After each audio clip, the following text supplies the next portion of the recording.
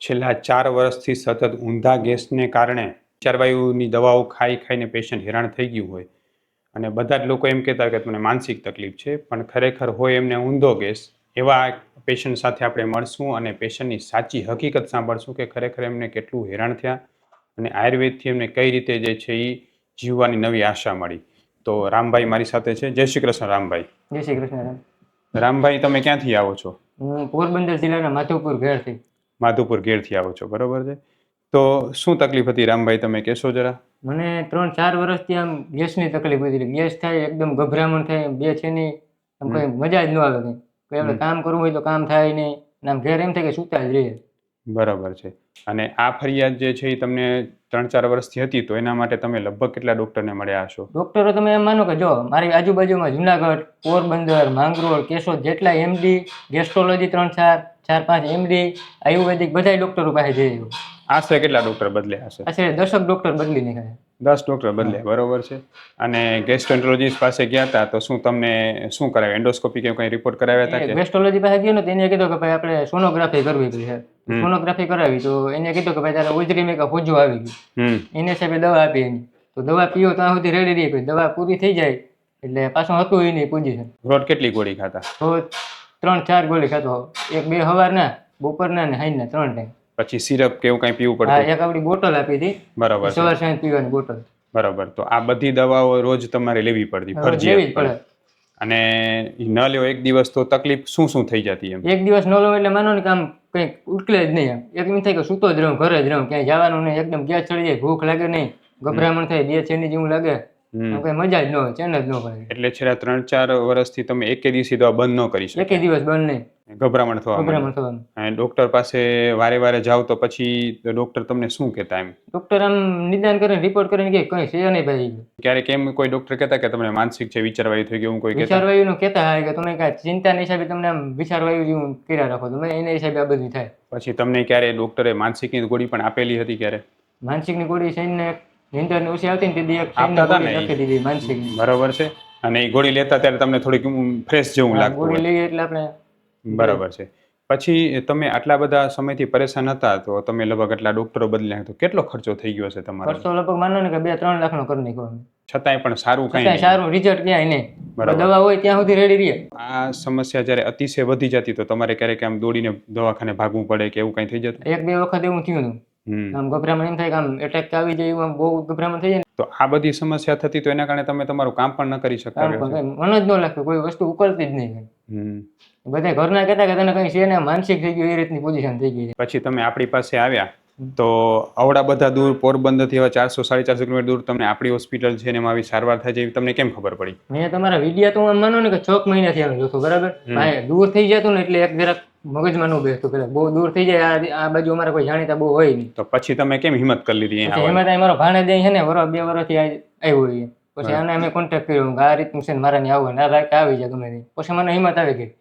જેવી રીતે વિડીયોમાં આપણે જોયા હતા કે ગેસના પેશન્ટને જેટલો ફાયદો થતો, અતિશય તકલીફમાંથી બિચારા ધીરે ધીરે બહાર આવી જતા, તમને એટલું જ સારું લાગ્યું? હા, એટલું જ. અમે ઓલી દવા લેતો ને તોય સારું થતું ને, એથી વધારે આ દવાથી થાય. તમારી દવા 14 દી થઈ ને, 14-15 દી, મેં ઓલી દવા તો પીધી જ નથી. માત્ર આપણી પેલા 14 દિવસની દવામાં તમે વિલાયતી બધી દવા બંધ કરી શકો? બધી દવા બંધ, એક જ ઝટકે? એક જ ઝટકે, પીધી જ નથી દીધી. રામભાઈ જે છે એ ખરેખર જે લોકોને એવી બધી તકલીફ છે કે જે લોકોને ઊંધો ગેસ થાય છે એના માટે એક ઉદાહરણરૂપ પેશન્ટ છે કે જે માત્ર ને માત્ર 14 દિવસની આયુર્વેદ સારવારથી બધી જ વિલાયતી દવા બંધ કરી શકે, કે જે લાંબા સમયથી લેતા હતા, જેની આદત પડી ગઈ હતી શરીરને, એક દિવસ કે એક ટંક પણ બંધ નહોતા કરી શકતા અને એ બંધ કરી શક્યા.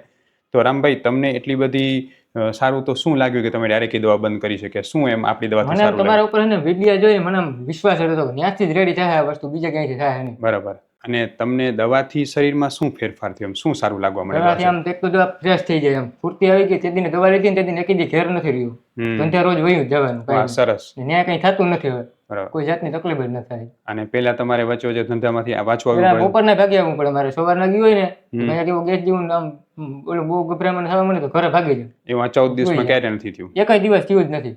બરાબર. અને પછી તમે તમારું પાચનમાં કેટલો સુધારો થયો? પાચનમાં જોરદાર સુધારો થયો. સરસ જમી શકો છો? સરસ જમી. અને શરીરમાં પેલા કરતા શક્તિમાં સેવો સુધાર થયો? ફૂર્તી આવી ગઈ શરીર. બરાબર. પેલા આપણે અણશક્તિ જેવું રહી આમ. બરાબર છે. અને પેટમાં જે ઊંધો ગેસ ચડી જતો કે ક્યારેક ક્યારેક આમ ઝીણો ઝીણો તાવ જેવું લાગતું એ બધું હટી ગયું? બધું હોય. હું ડૉક્ટર વિશાલ પંડ્યા એક MD આયુર્વેદ ડૉક્ટર છું. મેં મારો 10 વર્ષ સુધીનો MD આયુર્વેદનો અભ્યાસ જામનગરની વિશ્વ પ્રસિદ્ધ આયુર્વેદ કોલેજમાંથી કરેલો છે. 2011થી એટલે કે છેલ્લા 13 વર્ષથી હું ગાંધીધામ કચ્છ ખાતે NABH માન્યતા પ્રાપ્ત પંચકર્મા આયુર્વેદ હોસ્પિટલ ચલાવું છું. અમે લોકોએ આયુર્વેદ સારવારથી હજારો દર્દીને સાજા કર્યા છે. તેના વિડીયો રિવ્યૂ અમારા આ જ ફેસબુક, ઇન્સ્ટાગ્રામ કે યુટ્યુબ ચેનલ ઉપર છે, જે જરૂર જોવા અને જાણો કે કેવા કેવા જૂના રોગો કેટલા ઝડપથી સાજા થયા છે. અમે 2 રીતે સારવાર કરતા હોઈએ છીએ.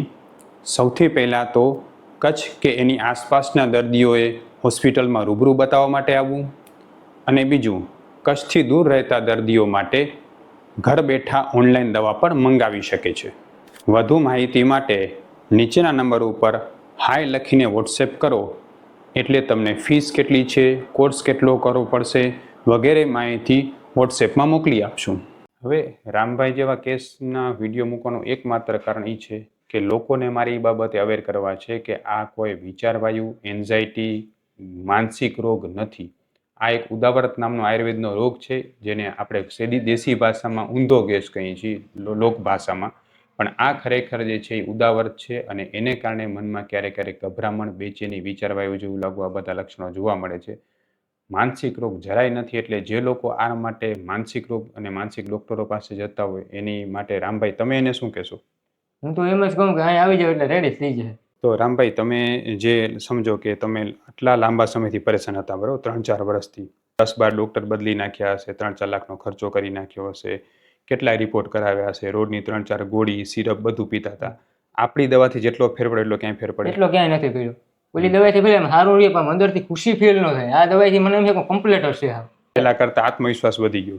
મને ફાઇનલ છે કે હવે હું રેડી થઈ ગયો મારે. સરસ. એટલે આયુર્વેદથી હું એ કહેવા માગું છું કે આવા લોકોના જીવનના પરિવર્તન જ્યારે આપણે થતા જોઈએ છીએ ત્યારે ખબર પડે છે કે આપણા ઋષિમુનિ આયુર્વેદમાં કેટલી સારું વિજ્ઞાન મૂકી ગયા છે અને કેટલો સારો ફાયદો કરે છે. તો રામભાઈ, ખૂબ ખૂબ ધન્યવાદ તમારો. અને તમારા જેવા હજારો પેશન્ટ એવા છે કે જે લોકો સતત આવી મુશ્કેલીથી પરેશાન છે, બરાબર છે. તમારો અનુભવ એના માટે ખૂબ ઉપયોગી રહેશે. તમે અનુભવ જે અનુભવ્યો તમારા શરીરમાં એના વિશે કંઈક કહો. એમ મારો અનુભવ તો એમ કે આપણે વિલાયતી દવા તો લેવી જ ન જોઈએ. બાકી મને આયુર્વેદિક ઉપર પહેલાથી વધારે ભરોસો. મને અહીંથી તમારું બહુ કામ ગમ્યું. ખરેખર છે ને, બીજે ક્યાંય જવાની જરૂર નથી. હું તમારે આવું કરીને મેં 2-3 દવાખાના ફેરવી નાખ્યા. પહેલા વહેલો અહીં આવી ગયો ને, પૈસા બસી જાત ને, વહેલી જરાક રેડી થઈ જાય. ખૂબ ખૂબ ધન્યવાદ. અને તમારો રામભાઈ આ વિડીયો છે એ લોકોને આયુર્વેદમાં શ્રદ્ધા વધે એના માટે આપણે ફેસબુક, ઇન્સ્ટાગ્રામ, યુટ્યુબમાં મૂકી શકીએ? હા, ગમે મૂકી શકીએ.